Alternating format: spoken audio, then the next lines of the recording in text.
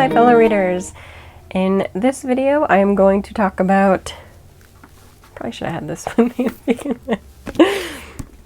Today I'm going to be talking about Sweet Blue Flowers by Takako Shimura.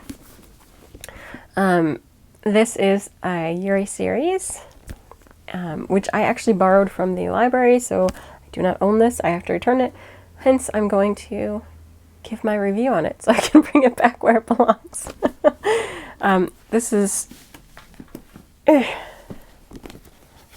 4-volume series, but each of the 4 volumes is a double volume. So originally it would have been an 8-volume series. Now it's condensed to 4. And what is this series about? So essentially, this series is about 2 childhood friends who reunite when they're heading off to high school.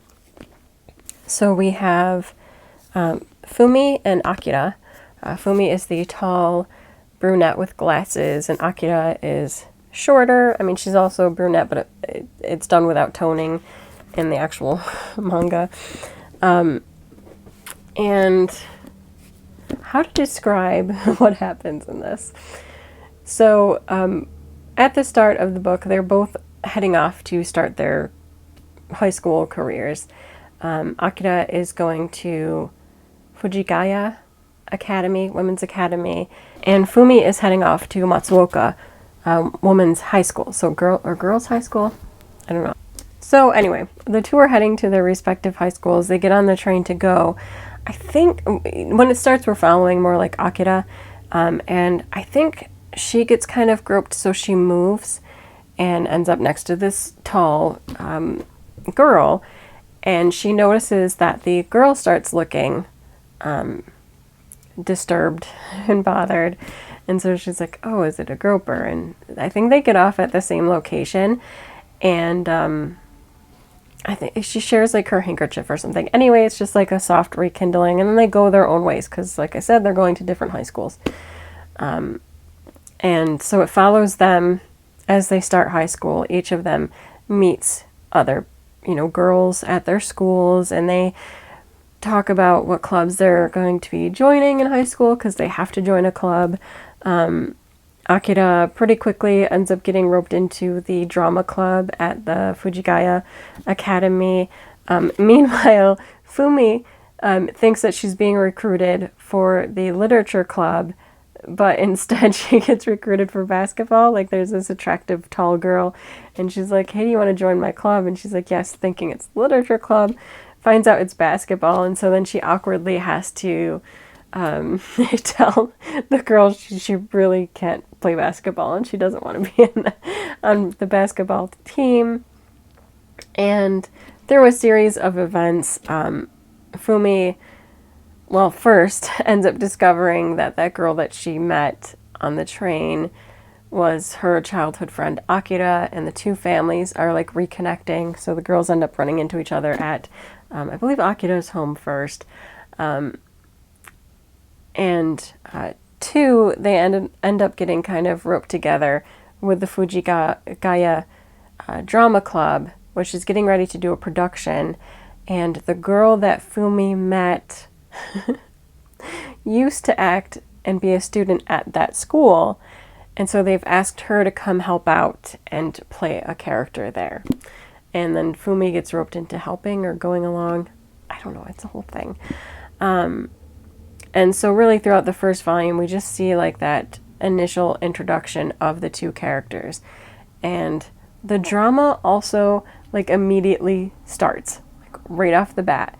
So Akira, not so much. Like, you're not going to see, especially in the first volume, a lot of drama around Akira. She's kind of just like that girl that is experiencing life. Like, she's just slowly discovering herself and the world around her. Meanwhile, Fumi has got a lot going on. We learn very quickly that Fumi is experiencing heartbreak due to the upcoming marriage of her female cousin, Chizu. And we do discover fairly quickly that she and Chizu were actually lovers. And now Chizu is marrying a man and forming a new life, and Fumi is left behind and heartbroken. More of that gets revealed, I think, in later volumes, so I don't want to get too into that. And it's not really, it's relevant, but it's not really like that relevant. It's just part of Fumi also, like, knowing who she is and the fact that she is a lesbian. She's not really interested in boys. Like, her cousin is going and marrying a man, but she's not really into that. Meanwhile, her cousin kind of thinks that she probably corrupted Fumi. So, like, it's an interesting twist that impacts the rest of the story, but isn't, like, essential to it. It's not like anything is being spoiled by knowing that, and you find out, like, very quickly that that's the case. And so, experiencing this heartache and kind of going through an emotional thing, so she ends up kind of connecting with the tall basketball player slash actor girl, Sugimoto. Well,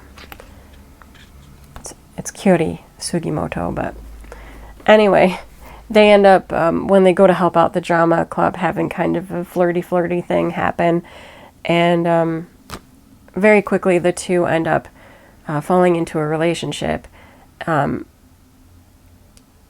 You quickly discover that they're both coming from like an heartbroken phase, so it's not necessarily the best thing for both of them to get into this relationship, but they give it a try. I think for Fumi, it is kind of like spreading her wings a little bit, but also like seeing if this truly is who she is and the relationship that she wants to have. But meanwhile, not taking care of the fact that she was in a very fragile space, and really both girls were.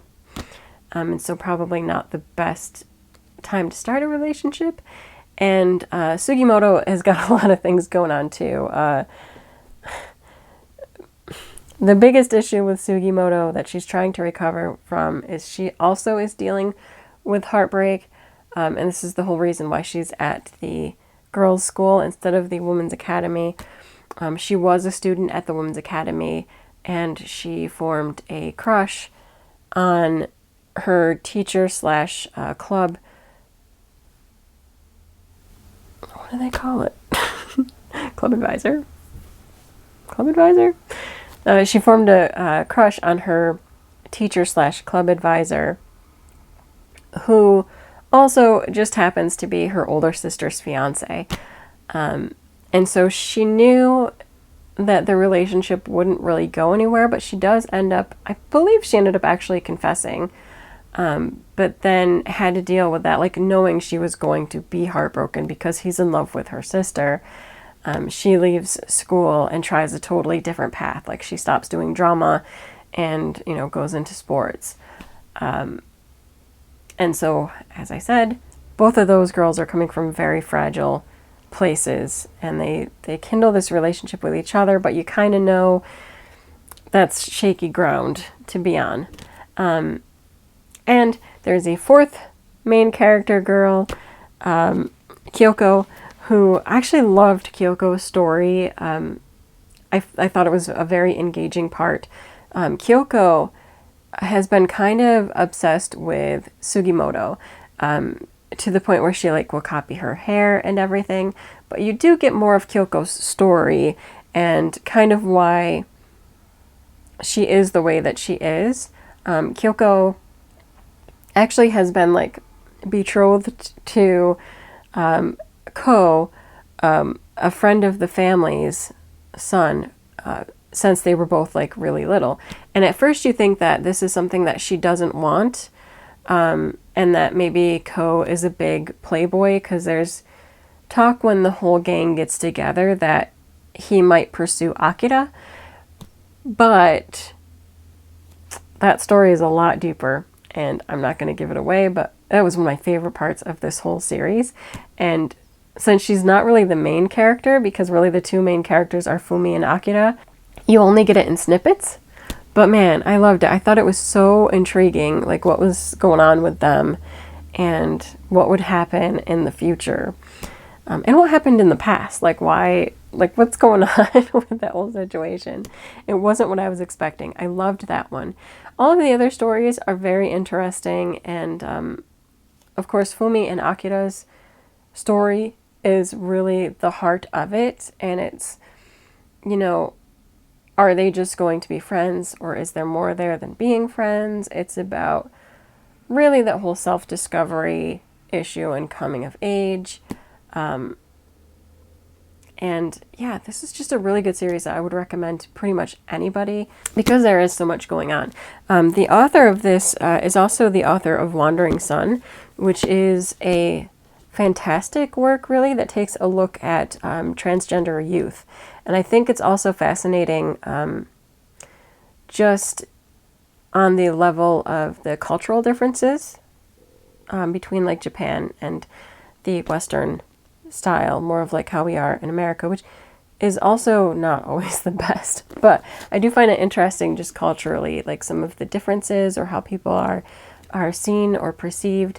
But yeah, that one hits a lot of like hard topics. I did not get to finish that series, but I remember previewing it, checking it out, and it was really good. So I think that this author really hits a lot of big issues, but does it in such like it's just a basic human level that it's very relatable. Yeah, so Sweet Blue Flowers, 4 volumes. It is still in print, so if it sounds good to you, I mean, you could see if like my library, your library carries it, but if they don't, and it sounds interesting, then I would recommend picking this one up. It is published by, who are you published by? It's the Signature Series. Oh, it's Viz. Good on you, Viz. So this is Viz's Signature Series. I think the Viz label is covered up down here, so I had to look inside. But yeah, this is a good series, and I'll just recommend it there. I said I would just recommend it. And now I have to get it ready to return to the library. That's it for this video. Until next time, bye.